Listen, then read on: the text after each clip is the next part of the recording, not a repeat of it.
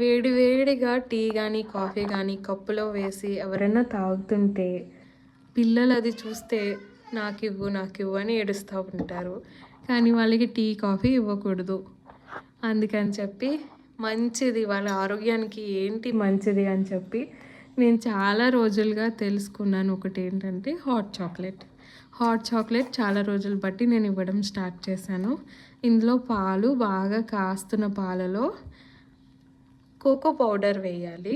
Cocoa powder వేసి బాగా కలిసేలా దాన్ని మరగగొట్టిన తర్వాత కొంచెం చక్కెర లేకపోతే బెల్లము వేసుకొని పిల్లలకి కప్పుల్లో వేసిస్తే ఎంత బాగా తాగుతారు. వాళ్ళు మళ్ళీ ఇవ్వమని కూడా అడుగుతూ ఉంటారు.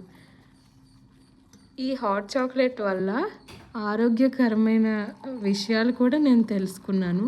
పాలు ద్వారా కాల్షియం, చాక్లెట్ పౌడర్ వల్ల మెగ్నీషియం అన్నది వాళ్ళకి అందుతుందంట.